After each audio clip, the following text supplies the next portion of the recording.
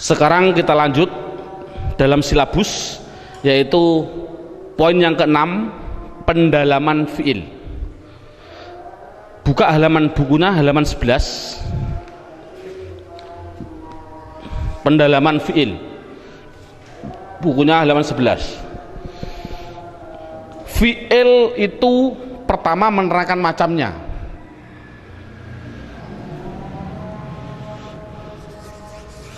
Fiil itu macamnya ada 3.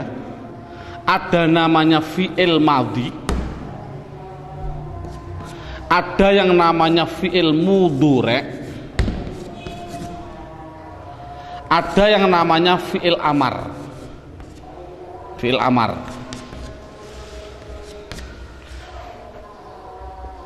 Tolong metode kita. Dulu pada waktu saya kecil, pengalaman saya, guru pasti menerangkan fiil itu ada 2. Ada yang namanya mujarrad, ada yang namanya mazid. Nah, ini sementara metode saya adalah metode mujarrad. Karena apa?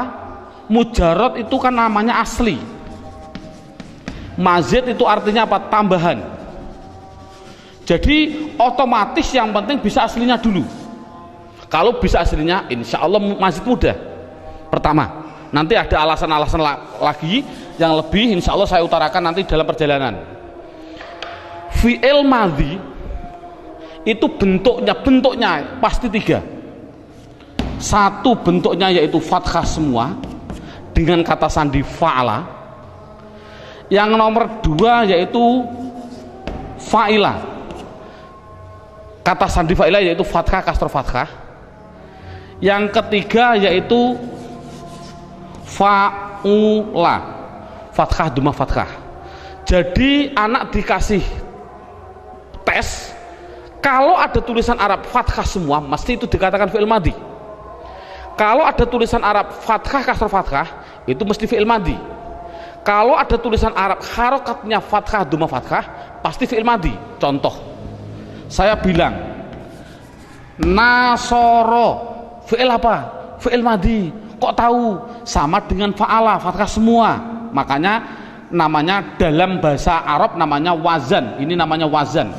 Namanya wazan atau mengikuti timbangannya. Nasoro sama dengan fa'ala. Contoh, saya ada tulisan Arab khasiba, fi'il apa? Fi'il madhi. Tahu kok fi'il madhi? Karena sama bentuknya dengan wazannya, sama dengan fa'ila, fathah kasroh fathah. Coba saya tak menulis khasuna, fi'il apa?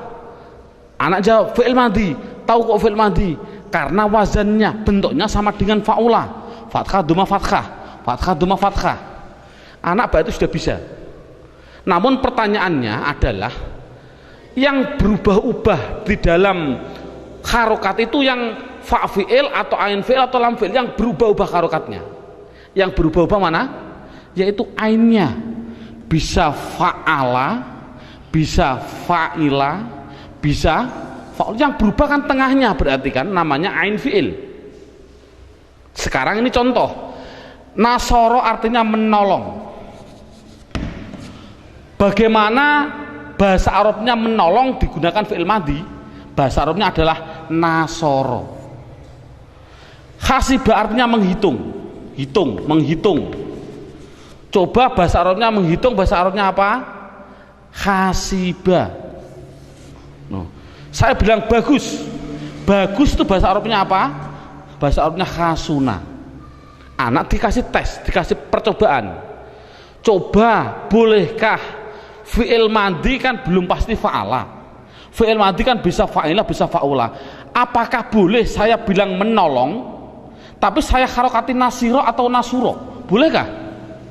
Jawabnya adalah tidak boleh. Bahasa saya membahasa Arab kan menghitung. Saya harokati khasiba, saya ikutkan dengan fa'ila. Bolehkah saya mengikuti wazan fa'ala atau fa'ula? Contoh menghitung bahasa Arabnya khasuba atau khasaba. Boleh seperti itu? Jawabnya adalah tidak boleh. Saya bilang bagus, itu harokatnya harus khasuna. Tidak boleh khasana atau khasina. Itu anak dikasih tes itu, dia kasih tes. Kira-kira anak kalau sudah masuk dikasih pertanyaan, Anda kira-kira tanya alasannya enggak? Contoh saya bilang, duduk bahasa Arabnya adalah jalasa. Bolehkah saya bilang jalisa atau jalusa? Jawabnya adalah tidak boleh. Minta alasannya enggak? Anak kalau bilang minta Pak, berarti sudah masuk semua. Tapi kalau enggak tanya, ya susah, kita harus mengulang contoh-contoh lagi. Mengapa dibaca jalasa? Kok tidak jalisa atau jalusa? Bertanya enggak alasannya? Bertanya Pak. Jawabannya adalah seperti ini. Nah, yang penting tanya. Jawabnya adalah besok. Itu penting. Karena kalau diterangkan alasannya malah mumet gara-gara alasan. Seperti mabni tadi, saya menerangkan alasannya malah mumet gara-gara mabni. Ini tidak, yang penting bisa berubah-ubah seperti itu. Ini yang pertama. Sekarang yang kedua, ini sudah alhamdulillah anak sudah bisa bentuknya fi'il madhi, sudah bisa. Sekarang sama tadi halaman 11, bentuknya fi'il mudhari itu juga ada 3. Apa? Yaf'alu, 2 yaf'ilu, 3 yaf'ulu. Bentuknya hanya ada 3, sama seperti fi'il madhi. Berarti yaf'alu, yaf'ilu, yaf'ulu. Dan perlu diketahui dan ditekankan pada anak, yang namanya fi'il, kok ada fi'il madhi, mesti dia bisa mudhari dan mesti punya amar, dimestikan dulu. Jadi 3 ini serangkai. Kalau ada madhi pasti bisa dijadikan mudhari, pasti bisa dijadikan amar, itu dipastikan. Makanya dalam gambarnya ada gambar horizontal, artinya butuh. Berarti madhi punya mudhari juga punya amar, pasti berkaitan. Lah, sekarang anak lihat poin yang ke fi'il mudhari.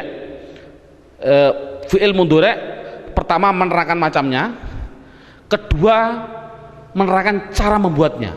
Ini tadi kan macamnya adalah yaf'alu, yaf'ilu, dan yaf'ulu. Itu macamnya fi'il madhi, fa'ala, fa'ila, fa'ula. Macamnya fi'il mudhari, yaf'alu, yaf'ilu, yaf'ulu. Itu macamnya. Bagaimana cara membuatnya? Dalam silabusnya ada urutannya. Dalam silabus itu cara membuatnya, lihat dalam bukunya halaman 13. Buka halaman 13.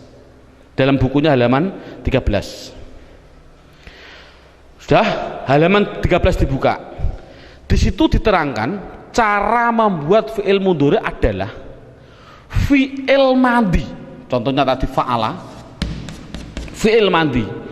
Awalnya didahului salah satu dari huruf mudhari'ah. Huruf mudhari'ah itu huruf mudhari'ah.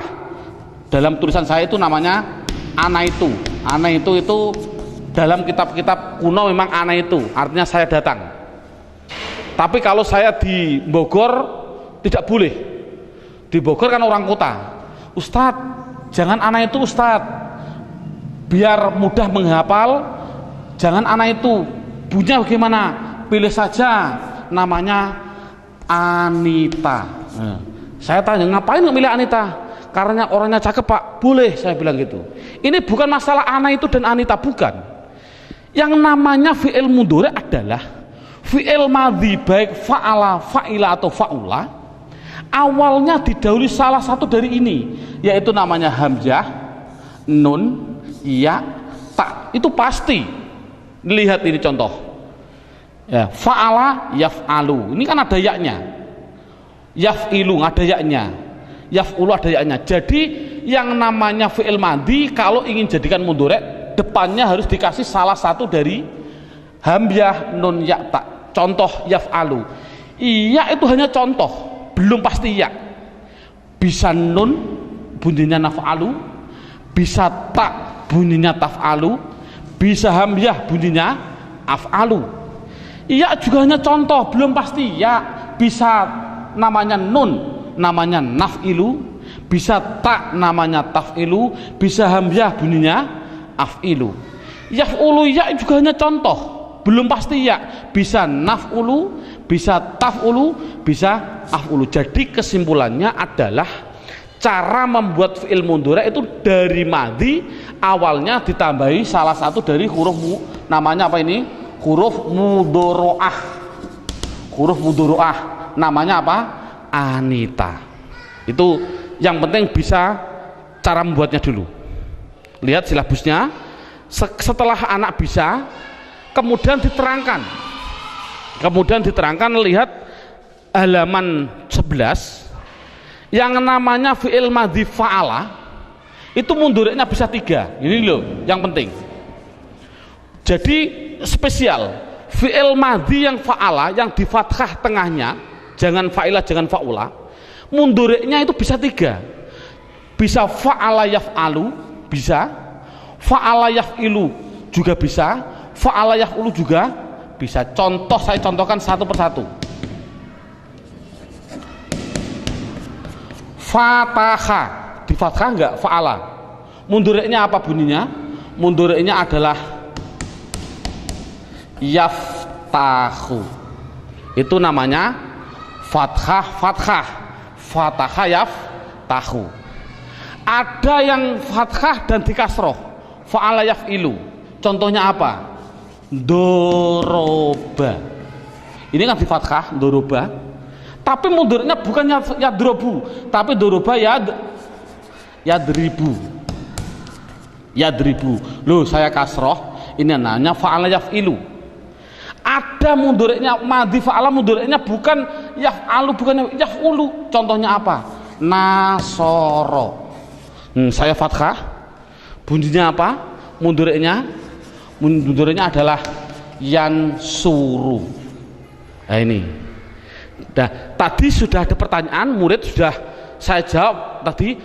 Coba, mengapa kok fi'il madhi kok fataha? Fataha itu artinya membuka. Fataha itu artinya membuka. Doroba artinya memukul.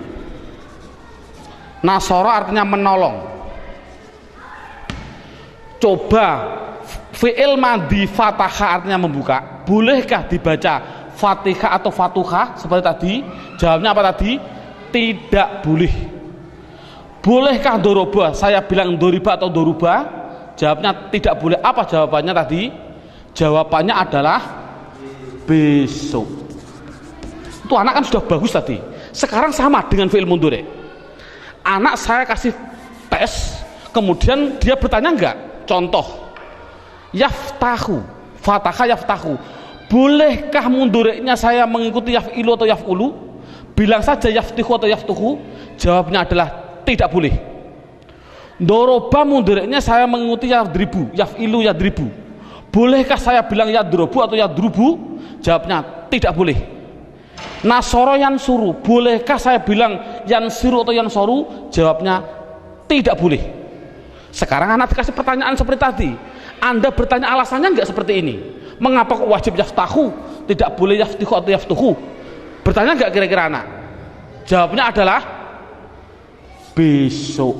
Loh, kok besok terus Pak? Ini loh, saya hanya sedikit gambaran, hanya saya kasih contoh satu, sudah saya tulis dalam hanya satu saja sebagai eksperimen biar tidak besok terus. Lihat halaman 11.